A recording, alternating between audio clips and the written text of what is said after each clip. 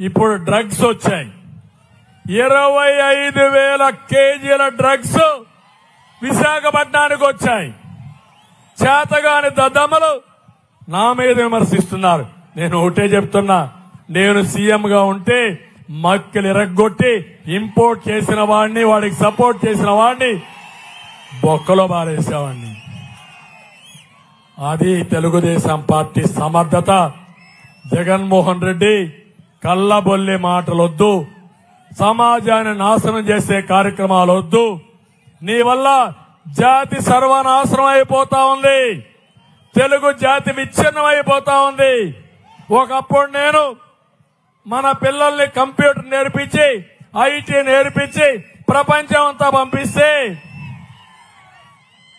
ఆ నాలెడ్జ్ ద్వారా ప్రపంచాన్ని జయించిన యువత ఇప్పుడు గంజాయి, జే బ్రాండ్, అదే మరిగా ఎక్కడ డ్రగ్స్ కి అలవాటు పడిపోయి నిర్వీర్యం అయిపోతా ఉంటే బాధ లేదా తమ్ముళ్ళు అని అడుగుతున్నా.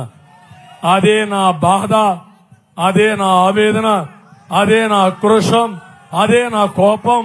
అందుకే మంచి ఎండలో మీటింగ్ పెడితే నాతో సమానంగా మీరు కూడా వచ్చారంటే మీలో ఉండే ఆవేదన కనపడస్తా ఉంది, బాధ కనపడస్తా ఉంది, ఈ ప్రభుత్వం పైన కోపం కనపడస్తా ఉంది. తమిళ్లో ఇవే కాదు, ప్రతి ఒక్క కుటుంబం నాశనం అయిపోయిందా? ప్రతి ఒక్క వ్యక్తి నష్టపోయాడా? ప్రతి ఒక్క గ్రామం నష్టపోయిందా? ఇచ్చేది 10 రూపాయలు, ఎడమ చేతితో 10 రూపాయలు ఇచ్చి 10 రూపాయలు ఇస్తున్నానని 30 రూపాయల పబ్లిసిటీ సాక్షి పేపర్లో, సాక్షి టీవీలో వేసుకుంటూ కూర్చుంటారు.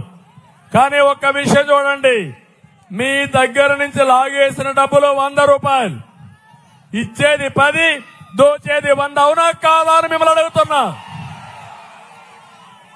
మీలో చైతన్యం వచ్చిందా? ఆలోచించారా? లెక్కేశారా? ఏమి ఇచ్చాడో ఏం పోగొట్టుకున్నా లెక్కేశారా? ఎవరైనా సరే మీ ఆదాయం పెరిగిందా? మీ ఖర్చులు తగ్గాయా? మీ జీవన ప్రమాణాలు బాగున్నాయా? మీరు ధైర్యంగా జీవితాన్ని గడిపే పరిస్థితిలో ఉన్నారా? మరి ఎట్లా బానిసలు మారి బతుకుతారా మీరు? నేను 5 ఉదాహరణలు మాత్రం చెప్తున్నా. ఏం తమ్ముళ్ళు, కరెంటు బిల్లు నేనున్నప్పుడు ఎంత కట్టేవాడు? 200 కట్టేవాడు. ఆ రోజు 200 కట్టే బిల్లు ఇప్పుడు ఎంత అయింది? 1000 రూపాయలు అయింది. అవునా కాదా? అంటే ఎంత పెరిగింది? 800 పెరిగింది. అవునా కాదా? అంటే మీరు గుర్తుపెట్టుకోవాల్సింది 500 భారం చూసుకుంటే నెలవారీగా 500 అదనంగా భారం వస్తుంది. 12 నెలలంటే 6,000 వస్తుంది. మొత్తం కలిసి దానికంటే ఎక్కువ వాడితే ఇంకా ఎక్కువ వస్తుంది. అంటే ఒక్క కరెంటు విషయంలో తలసరి ప్రతి ఒక్క కుటుంబం 30,000 రూపాయలు అదనంగా భారం పడే పరిస్థితి వచ్చింది ఒక్క కరెంటు విషయం. అవునా కాదా? ఒకప్పుడు ముద్దనూరు థర్మల్ స్టేషన్ లో కరెంట్ ఉత్పత్తి చేసేవాళ్ళం. విజయవాడ హైడ్రో కరెంట్ వచ్చేది. ఈ రోజు ఏ ఊరికి ఆ ఊరు కరెంట్ తయారు చేసుకోవచ్చు. సోలార్ వచ్చింది, దానికి కూడా నేనే చొరవ తీసుకున్నాను. విండ్ వచ్చింది, కరెంటు రేట్లు తగ్గుతాయని చెప్పాను. నేను ఒక మాట చెప్పాను, ఇవన్నీ వస్తే ₹1.50 నుంచి ₹2 కరెంట్ వచ్చే రోజు వస్తుందని నేను ఎప్పుడో చెప్పాను. దుర్మార్గుడు వచ్చి 60,000 కోట్ల రూపాయలు మీ మీద భారం వేశాడు.